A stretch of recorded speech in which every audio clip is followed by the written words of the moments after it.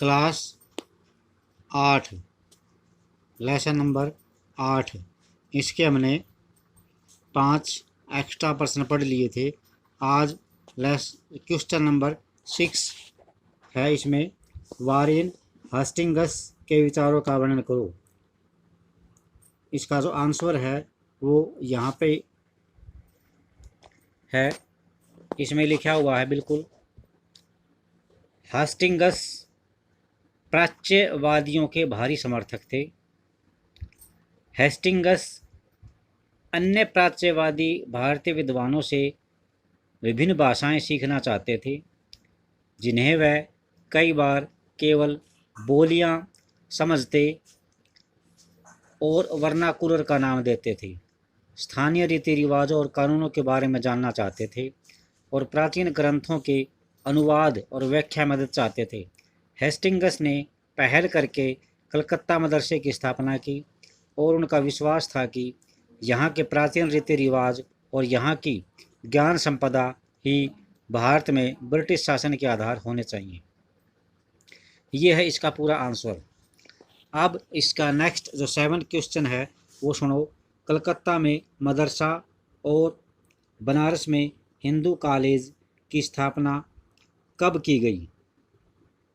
Answer है 1781 में अरबी फारसी इस्लामिक कानून की पढ़ाई को बढ़ावा देने के लिए कलकत्ता में एक मदरसा खोला गया और इसी समय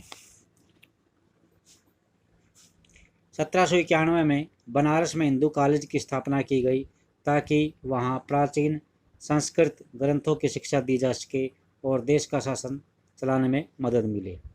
तो ये 2 प्रश्न थे, दोनों के आंसर हो चुके हैं।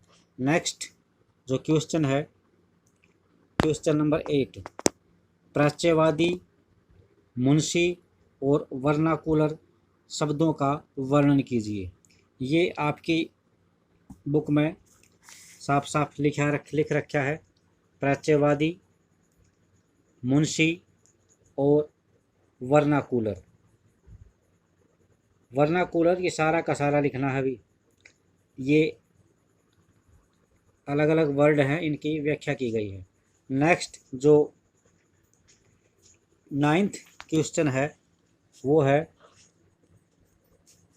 प्राच्यवादियों के बारे में जेम्स मिल तथा मैकाले के विचारों का वर्णन करो। प्राच्यवादियों के बारे में जेम्स मिल और मैकाले के विचारों का वर्णन करो। ये है यहाँ से भी।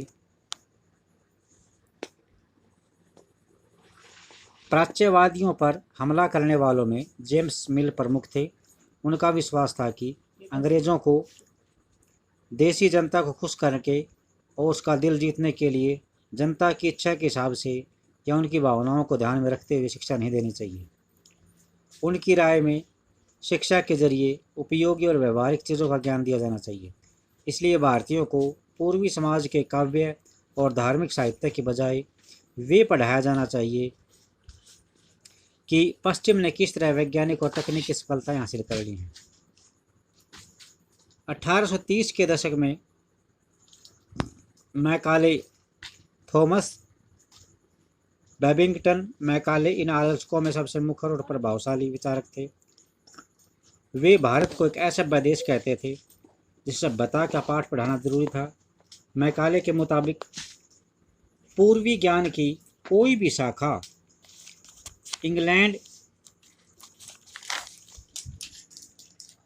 की प्रगति के समकक्ष नहीं थी। मैकाले का कहना था कि एक अच्छे यूरोपीय पुस्तकालय का केवल एक खाना ही भारत और अरब के समूचे देसी साहित्य के बराबर है। उनका ये विश्वास था कि प्राच्यवादी ज्ञान पर सरकारी पैसा बर्बाद नहीं करना चाहिए क्योंकि इससे कोई फ़ायदा नहीं होगा। ये इस सारा का सारा आंसर जो मैंने बोला है सारा का सारा लिखना है आपने। नेक्स्ट जो क्वेश्चन है वो है यूरोपीय शिक्षा। क्वेश्चन नंबर 10, यूरोपीय शिक्षा के बारे में मैकाले के विचारों का वर्णन कीजिए। यूरोपीय शिक्षा के बारे में, यूरोपीय शिक्षा यानी पश्चिमी शिक्षा पश्चिमी शिक्षा के बारे में या यूरोपीय शिक्षा के बारे में मैकाले क्या विचार रखता था। ये है भी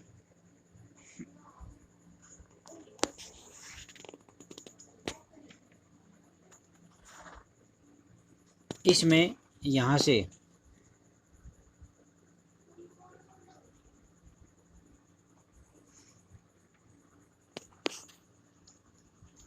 मैकाले जो कि पश्चिमी शिक्षा का समर्थक था, उसका ये मानना था, यहाँ से मैकाले पश्चिमी शिक्षा का समर्थक था। मैकाले ने अंग्रेज़ी भाषा सीखने की ज़रूरत पर जोर दिया। यह अर्थात यहाँ से शुरू करो आप इसका।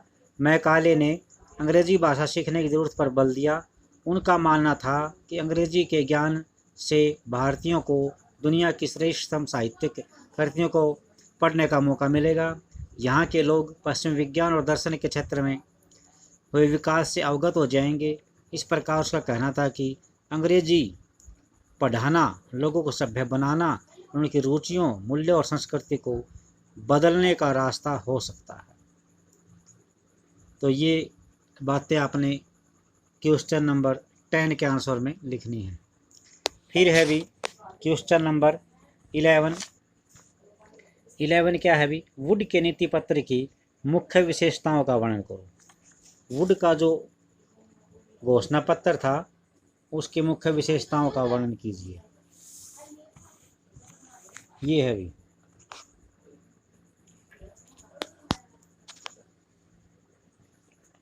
1854 में ईस्ट इंडिया कंपनी के लंदन स्थित,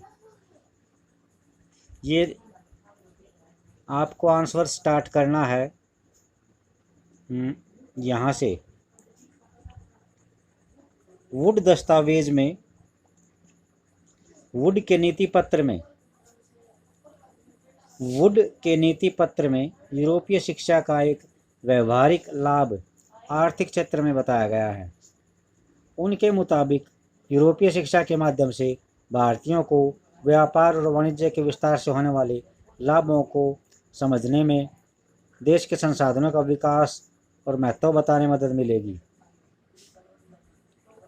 यदि उन्हें यूरोपीय जीवन शैली से अवगत कराया गया तो उनकी रुचियों और आकांक्षाओं में भी बदलाव आएगा और ब्रिटिश वस्तुओं की मांग पैदा होगी, क्योंकि तब यहाँ के लोग यूरोप में बनी चीज़ों को अपनाना और ख़रीदना शुरू कर देंगे।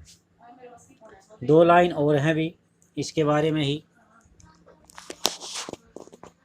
यूरोपीय शिक्षा से भारतीयों के नैतिक चरित्र का उत्थान होगा। जल्दी ही वे सत्यवादी और ईमानदार बन जाएंगे और कंपनी के पास भरोसेमंद कर्मचारियों की कमी नहीं रहेगी।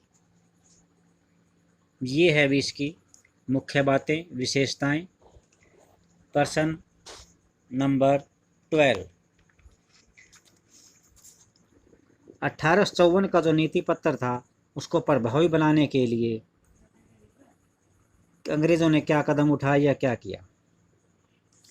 ठीक है, 1854 के नीति पत्र के बाद अंग्रेज़ों ने कई अहम कदम उठाए। सरकारी शिक्षा विभागों का गठन किया गया ताकि शिक्षा संबंधी सभी मामलों पर सरकार का नियंत्रण स्थापित हो। विश्वविद्यालयी शिक्षा की व्यवस्था विकसित करने के लिए कदम उठाए गए। 1857 में जब मेरठ और दिल्ली में सिपाही विद्रोह कर रहे थे तो उसी समय कलकत्ता, मद्रास और बम्बई विश्वविद्यालयों की स्थापना की जा रही थी। स्कूली शिक्षा प्रणाली में परिवर्तन के प्रयास भी किए गए। तो आज के लिए हम इतना ही पढ़ते हैं और आगे नेक्स्ट पार्ट में पढ़ेंगे। ये हमने अभी तक 12 प्रश्न कर लिए हैं। अगर इनमें से कोई भी प्रश्न आपने एक्सरसाइज में लिख लिया है तो उसको आप छोड़ सकते हैं। थैंक्स।